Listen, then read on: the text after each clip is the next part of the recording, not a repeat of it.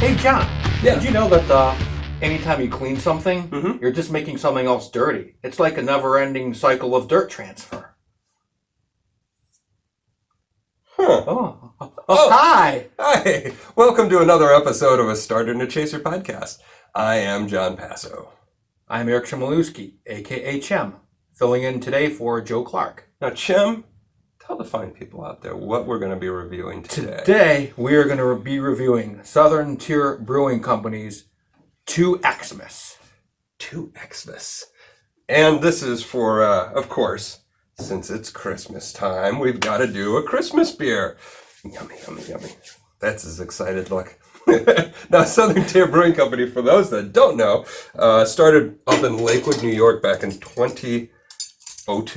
That's 18 years ago, yeah. 18 years. And Lakewood, New York is a suburb of Jamestown, New York. And actually, I've been to the main brewery twice. I visited Nice. there. Yeah.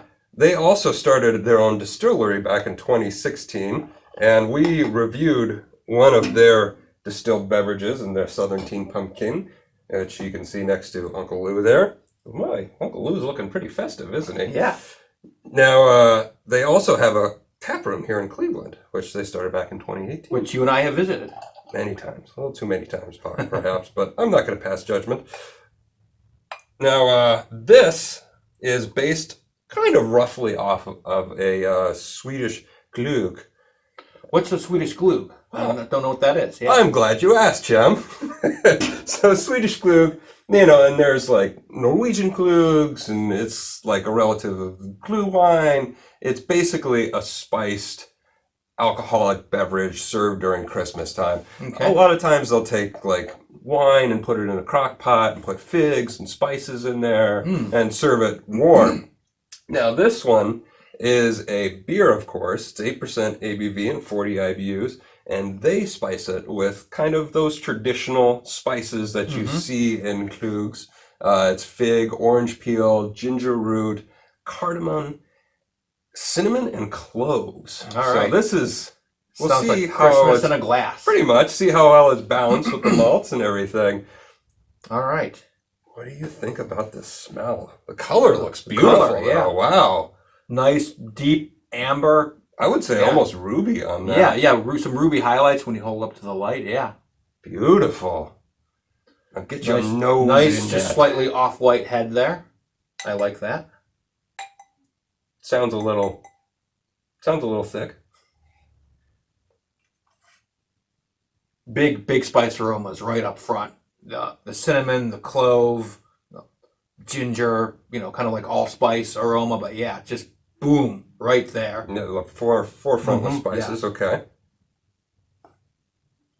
And then I get some of the fig underneath that, and I think just a little bit of the orange, yeah. Kind of rounding out the nose here. Okay, so it sounds like this is definitely just like spice dominant.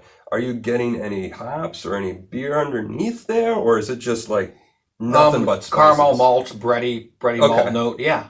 So like on a scale of 1 to 10, the spices are like an 8, and the beer undertones are like a 2. I'd put the spices are like an 8, and maybe the beer like maybe a 4 or 5. So I mean the malts, yeah, Okay, a all 4 right. or 5. Okay, so And, not intense beer, more spice. All right. And I can't pick up any hop notes from this right now. Yeah, the spices and the malt are just overpowering any hops that might be in there somewhere. So let's see if we can find those hops when we have some sips here. Score.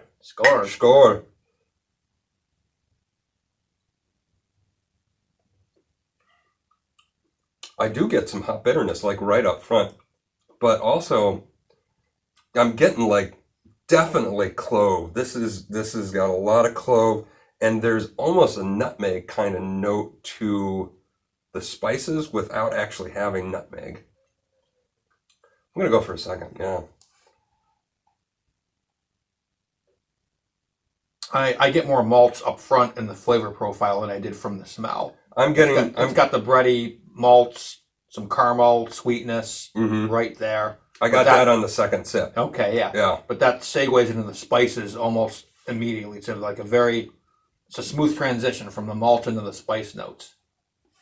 Caramel, fig. It's like dried fig. It's not fresh, moist fig. It's like that sticky, not quite fig Newton, but like dehydrated, thick fig. Mm-hmm. And then just that the spice is super dominant. Cardamom, that kind of like that bitter, earthy cardamom. There's not the the cinnamons are kind of like on the edges, and you really have to look for the cinnamon. But this is like the clove really and the earthy. ginger and the cardamom are more dominant for the spice. Yeah, I agree. Earthy is a good descriptor for it too. Now, with Klugs, you can drink them cold or you can drink them warm. Traditionally, they're served warm. We're drinking this cold because it's a beer. Yeah. But I'm wondering how much this is going to change if you warm it up. So if let it anybody sit out for a there while, has tried that, actually warmed it up in a crock pot and drunken it, put it in the comments below. Let us know what your experiences were, and hit subscribe while you're down there. Chem, you and I are both big fans of Southern Tier. What are your final thoughts on the Southern Tier seasonal of 2 Xmas? I like it a lot. Yeah, so I don't know, at least 4, maybe 4.5 out of 5. Okay. So you're going with Beer Advocate story. Yeah. By the way, if you want to follow him on Beer Advocate, you can find him. What was it? Neener Zig. Neener Zig. How many reviews you got on that thing now? About 1,200, I think. Over almost 14 years now. Yeah, that I've been reviewing beers. Oh, almost 15 now. Yeah, That's pretty It'll be impressive. 15 February of next year. Pretty impressive, Jim. So 4.5 out of 5.